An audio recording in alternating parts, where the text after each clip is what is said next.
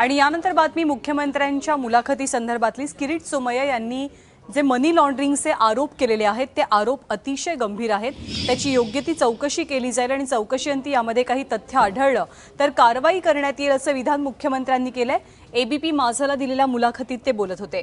छगन भुजबळ आणि शिवसेना नेत्यांनी एकाच कंपन्यांमधनं मनी लॉन्ड्रिंग केल्याचा आरोप किरीट सोमय्या यांनी केला होता, ज्यात त्यांनी 4 कंपन्यांची नावंही जाहीर केली होती। तसंच हे आरोप करताना थेटपणे उद्धव ठाकरेंचं नाव घेण्याचं टाळून त्यांच्या चार्टर्ड अकाउंटंट आणि इतर नेत्यांचा उल्लेख केला। त्यामुळे मुख्यमंत्र्यांनी केलेली चौकशीची घोषणा कुणापर्यंत जाणार याची चर्चा आता सुरू झाली आहे।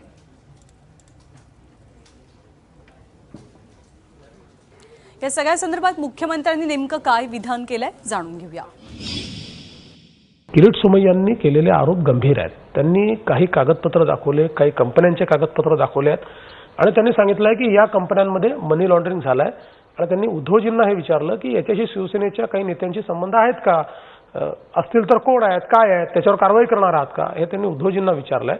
मी किरीट सोमय्या यांना असा सल्ला दिलाय की अशा गोष्टी ज्या तुमच्याजवळ पुराव्यानिशी आहेत याचा राजकीय उपयोग करू नका। अप्रोप्रिएट अथॉरिटीला त्या संदर्भात ती कागद तुम्ही फॉरवर्ड करा, तुम्ही मेंबर ऑफ पार्लमेंट आहात, अप्रोप्रिएट अथॉरिटी त्याच्यावर कारवाई करेल।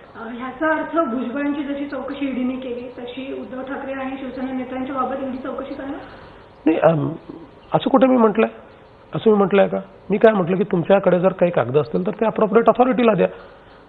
आणि नाही ईडी असेल, आता काही कोणाचे नावं आले आहेत का त्याच्यात? आलेले आहेत ना की नाही आले? नाही आले।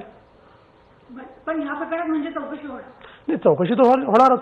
जर मनी लॉन्ड्रिंग झालं असेल तर चौकशी का होणार नाही? आणि जे 4 कंपन्यांचा उल्लेख किरीट सोमय्या यांनी या सगळ्या प्रकरणामध्ये केलेला होता त्या 4 कंपन्या कोणत्या आहेत आपण पाहतोय। जगमंत्री Finvest private limited, Kim electronics industries limited, जेपीके trading private limited, Lexus infotech limited,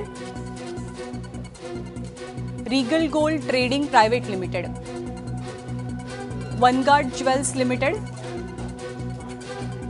Yashvi jewels limited या 7 कंपन्यांशी सेना नेत्यांचे लागेबांधे असल्याचा थेट आरोप किरीट सोमय्या यांनी केला होता।